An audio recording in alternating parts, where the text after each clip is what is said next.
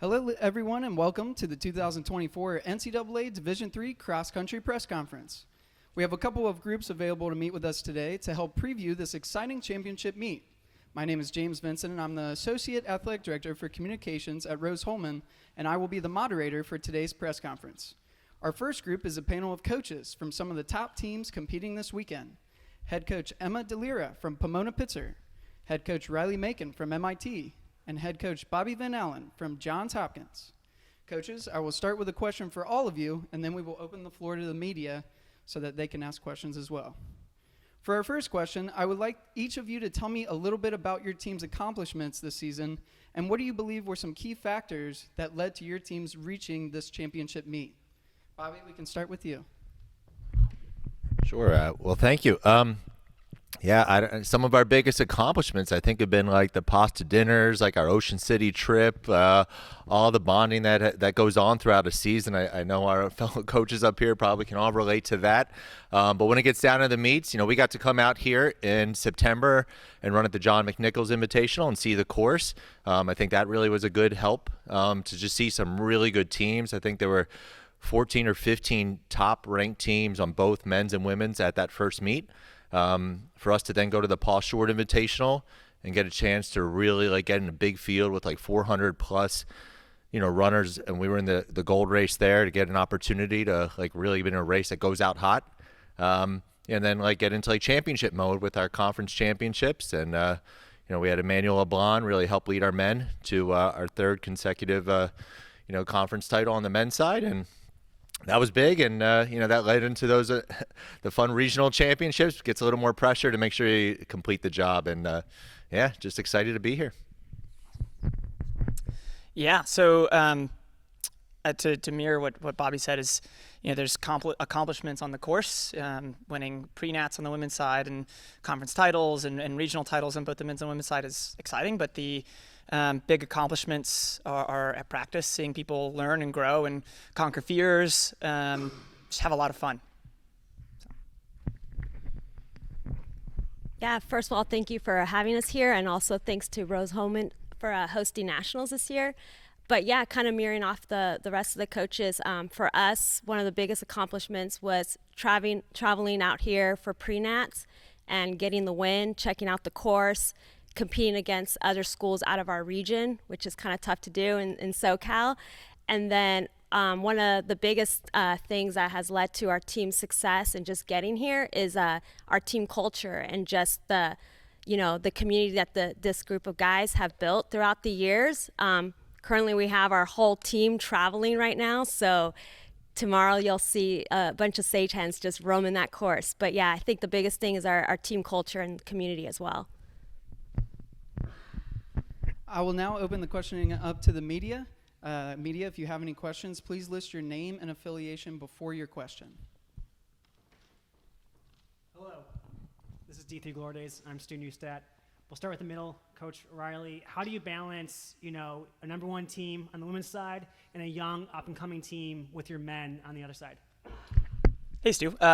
Great question. It's really cool. I think it's really a reverse of what we've had the last few years. This current men's team we have, it's fairly young, and we still have a lot of seniors on the team that have just sort of been biding their time, waiting to have their moment. And for a lot of them, it's about excitement, it's about learning, and they're getting to see now, a women's team who's seeing the fruits of their labor. They were a really young group last year, 2 years ago, and they've seen what they've learned. They've seen how they've approached our process and what can come of it, a couple years down the road. So for the balance of it, it's sort of allowing both squads to feed off of each other and helping the men see lessons from the women and women take the lessons that maybe our men's team learned a couple years ago. You guys all kind of mentioned team culture as we went down the line. I want to give you guys all a chance to talk about the athlete leadership in your programs. I mean, obviously you're the head coaches, but you can only do so much. You rely on your student athletes to steer the culture of the program too. And so maybe starting with Bobby, if you guys could say a few sentences about your student leadership. Thanks, Noah. You're right. I mean, that drives everything, the daily practices, the coaches, we can write workouts and we can kind of help put our captains in the right spot. But what happens the other like 22 hours of the day? We've got such great leadership there. And they're not always like our captains aren't always like the top runners on their team. They're spending a lot of time doing one-on-one meetings with our freshmen and sophomores to really make sure that they are making that transition well, and just looking for opportunities where they can really connect to one another. And we talk about every day that they come to practice, they really have to do one of two things, and that is contributing something to enhance our team culture, or it's doing something that breaks us apart. That there is no middle ground. There's no that just kind of bystander sit back. And I think they've really taken a good job of challenging everybody. When you come to practice, you might have just bombed an exam or, had a rough day with what, but just coming in and smiling at somebody and giving them a fist bump and high five and getting them ready for practice. When I think like everybody just feeds off of that energy, and it all comes back to like our captains that help set that right tone. And it makes it far more than what place we finish here tomorrow or anything else. Is just what goes on, with being a part of a big family. Yeah, I definitely agree with that. We have just a strong group of leaders on our team. We have individuals who have been able to learn from last year's squad that was here, and even we have a big group of alums that also love to support the team and just provide any type of leadership. But at the end of the day, they all play an important role on the team in providing mentorship, talking to the first years, the sophomores, and just providing a space where they feel like they are all connected and part of a community. So we definitely have a strong group of leaders on our team. Yeah, and I think it's leadership is often cyclical too. It's people learning from the people that came before them. Right now on our women's team, one of our captains, Christina Crow, is just the most amazing leader. And I want to highlight her because she's spent 4 years being selfless, empathetic, kind, helping uplift the people under her. But she learned that from seniors we had 2 years ago, like Anna Haddad or Einat Gavish. So it's something where when you're building a culture, you want people to want to be that type of person when they're a senior. Student News Stat, DIII Glory Days. Coach DeLeo, this is for you. The man sitting next to you on your right is the only team that's beaten Pomona Pitzer as of late. How do you take this squad, knowing the history that you've had? You won last year, but to your right is the only team that's beaten you so far. Thanks, Stu. thanks for the reminder. This is a new season for us. Definitely we started the season with knowing that, we did lose individuals like Lucas, Derek, Colin, who graduated from last year's squad. But the guys, we kind of treated this season as this is a brand new season for them in terms of now you're in charge to fill in those missing pieces, those holes. And, we just treated each week with a purpose, and going into each race, we just treated as okay, we have this mindset of what we want to accomplish at the end of the season, but we're going to kind of just take care of it 1 week at a time, one race at a time. And we're coming in with a very confident mindset. We're excited to, toe the line with some really great teams tomorrow. And we know it's going to be a fun day. So we're definitely excited for that. And yeah. James Vincent from Rose Holman. I have a question for Riley. You talked about your team was here for the pre-nationals meet in October. Talk about the course for a little bit. What's your assessment of the course, and what did you like, and were there any parts that you found specifically challenging? Yeah, I love this course. Unfortunately, never had the opportunity to actually run it as a collegiate athlete, but it's a place that lots and lots of people have. So you are familiar with the terrain of it. You know what it looks like from seeing videos. My wife had run the course, so I was able to get some good intel from her. The really fun thing about the pre-nats meet, and part of the reason we chose that meet in particular was it was a night race, and that's something that only so many people can do, and maybe it's a once in a lifetime kind of thing. But part of being in a college sport is enjoying it and doing something fun and out of your comfort zone. So a night race was, that's what we signed up for, and it was awesome. It did make learning some of the ups and downs a little more challenging, but hey, we get to do it in the daylight now. Stu Neustadt, D3 Glory Days. This is for Coach Van Allen.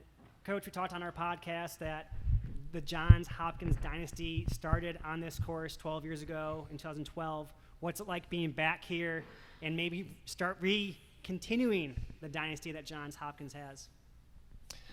Yeah, I mean, this is, to me, one of the most special places in the world. So 2012, I had no idea what was about to come, or what was about to get started on that day. And, I thought we were going to be able to get back here in 2020, and unfortunately that season never happened. So, 4 years later to be able to finally get back in here, now 12 years ago from when, we first kind of maybe like got our program on the map. I was just actually connecting with all those 7 women that ran back in 2012 yesterday, and just hearing again like their experience, how they are 12 years later. It's amazing. So it's to be back here, like you're just trying to soak it all in. And we were able to come back here in September, so it's kind of my second time back since then. But to just kind of think of what that day did to our program, and excited again, as you said, like maybe what the next 12 years might become. James Vincent from Rose-Hulman. My next question is for Emma. Last year, your men's team won the regional and then went on to claim the NCAA title. Your team is on track to do the same after winning your regional. What are you telling these guys to prepare them for back-to-back championships, to compete for back-to-back championships?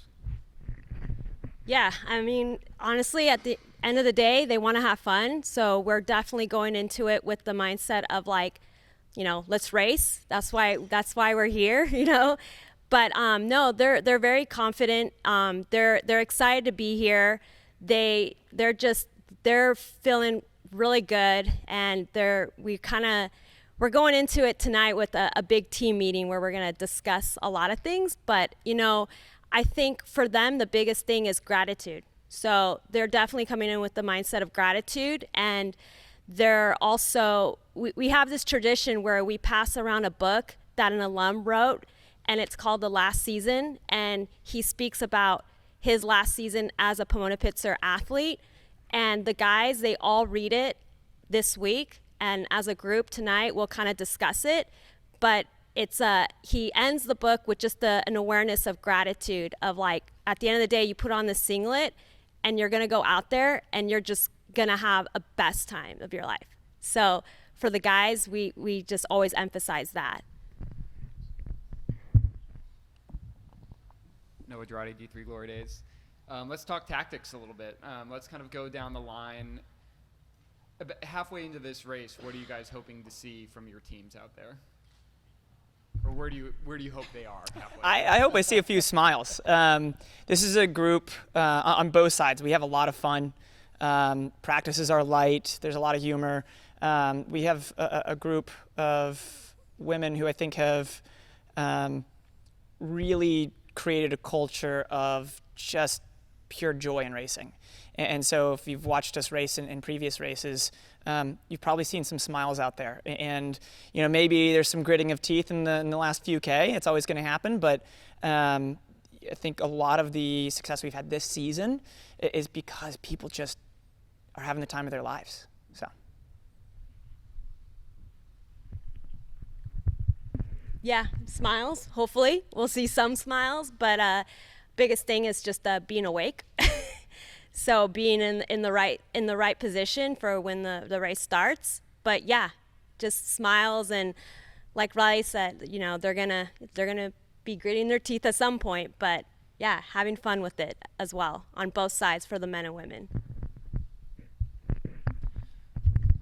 Yeah, I mean, not too much more to add on to that without giving away our secrets, but we better, in addition, I mean, we yell smile all the time, so I'm glad like we're not the only ones doing that. But you'll also hear wings up. So anybody out there want to shout that at my kids, wings up, like they'll make a little flappy wings back at you as well. And we know we're in the right spot. And I think all of us say, like, you want to see your kids moving up in the right direction. But how we go about that and where on the course, I think that's we're all trying to be excited about what's to come for tomorrow as well. Awesome. Well, that concludes our time today with today's head coaches. Thank you so much for your time, and best of luck this weekend. Thank you. Thank you. Thank you. All right. Well done. Well done.